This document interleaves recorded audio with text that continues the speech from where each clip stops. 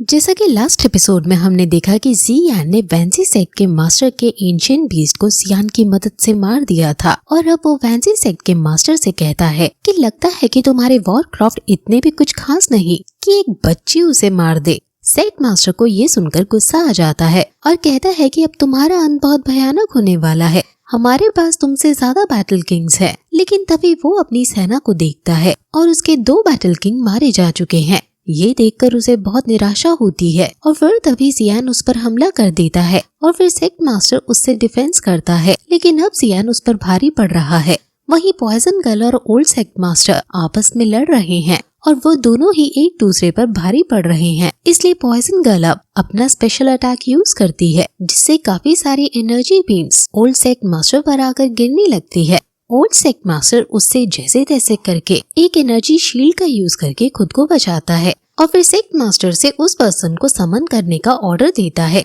ये सुनकर तुरंत सेक्ट मास्टर कहीं जाने लगता है, लेकिन तभी जियान उसे रोक देता है और उस पर हमला कर देता है। लेकिन वो एक स्पेल कास्ट करने में कामयाब हो जाता है और वहाँ आसमान में बहुत बड़ा धमाका होता है और एक एनर्जी बीम निकलती है और पॉइजन गर्ल समझ जाती है कि वो अब आ चुका है। वैंसी सेक्ट के अंदर ही एक बैटल सेक्ट को देखकर सब हैरान हो जाते हैं और ये बैटल सेक्ट और कोई नहीं बल्कि सोल हॉल का वही मिस्टीरियस आदमी है जिसने याओ लाओ की सोल को कैप्चर किया था। ओल्ड सेक्ट मास्टर भी हंसकर कहता है कि तुमने ये बिल्कुल एक्सपेक्ट नहीं किया था, मैं जानता हूँ, और अब ये तुम्हारी मौत का दिन है। पॉइजन गर्ल तुरंत अपने आसपास शील्ड बना देती है और मिस्टीरियस मैन से बचती है।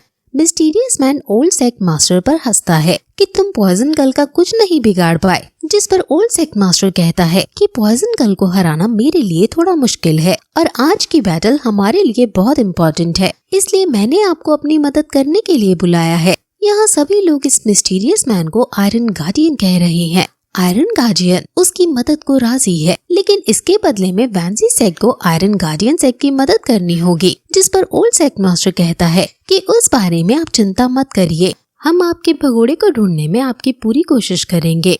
मैं आपको बता दूं कि जियान, क्वीन मेड्यूसा और जियान ने मास्क पहना हुआ है, इसलिए कोई भी उनकी असलियत यहाँ नहीं जानता है। पॉइजन गर्ल उससे कहती है कि तुम तो वो हो, जिस पर आयरन गार्डियन कहता है कि हमारा कॉपरेशन भी अच्छा हो सकता है, लेकिन तुमने इस अपॉर्चुनिटी को नहीं लिया और जियान को जाने दिया, इसलिए अब मुझे एक नया पार्टनर ढूंढना पड़ेगा। पॉइजन गर्ल उस पर अटैक करते हुए कहती है कि दुर्भाग्यवश तुमने गलत पार्टनर चुन लिया है। आयरन गार्डियन को लगने से पहले ही आयरन गार्डियन अपनी पार से एक शील्ड क्रिएट करके उससे खुद को बचा लेता है। ओल्ड सेक्ट मास्टर कहता है कि मैं पॉइजन गर्ल को देखता हूँ और आप उस बच्चे को देखो, वो बच्चा ट्रिकी है और उसे हराना आसान नहीं। उसकी सोल तुम ले लो, जिससे तुम्हें काफी फायदा होगा। आयरन गार्डियन को ये सही लगता है और वो तुरंत जियान पर अटैक करने लगता है। जियान उससे बचकर भागता है, लेकिन आयरन गार्डियन तुरंत उसके सामने आकर उस पर हमला कर देता है, जिससे जियान नीचे जाकर गिरता है।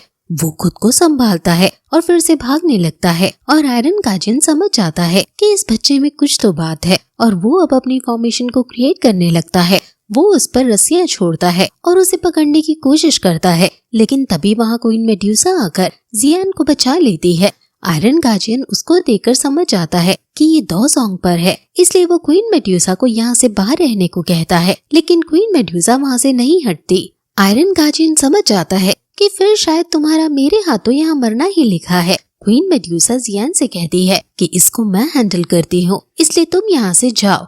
जियान फिर पॉइजन गर्ल की मदद करने के लिए ओल्ड सेक्ट स्कॉर्पियन मास्टर से लड़ने के लिए चला जाता है।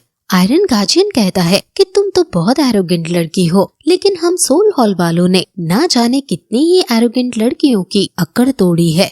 ये सुनकर क्वीन मेड्यूसा अभी कहती है कि तुम सोल हॉल वालों को सिर्फ बातें फेंकना आता है। ये सुनकर आयरन गार्डियन पूछता है कि क्या तुम सोल हॉल से मिल चुकी हो, जिस पर क्वीन मेड्यूसा कहती है कि अब बकवास बंद करो और मरने के लिए तैयार हो जाओ। ये कहते ही वो उस पर हमला कर देती है और आयरन गार्डियन भी उस पर काउंटर अटैक करता है। वहीं पॉइजन गर्ल, जो कि ओल्ड सेक्ट मास्टर पर भारी पड़ रही है, इससे ओल्ड सेक्ट मास्टर समझ आता है कि पॉइजन गर्ल को ऐसे ही नहीं हराया जा सकता और वो अब अपनी स्कॉर्पियन पावर्स यूज करने का डिसाइड करता है। वो कहता है कि तुम आज बहुत खुश हो रही होंगी, लेकिन अब तुम मेरा असली रूप देखोगी।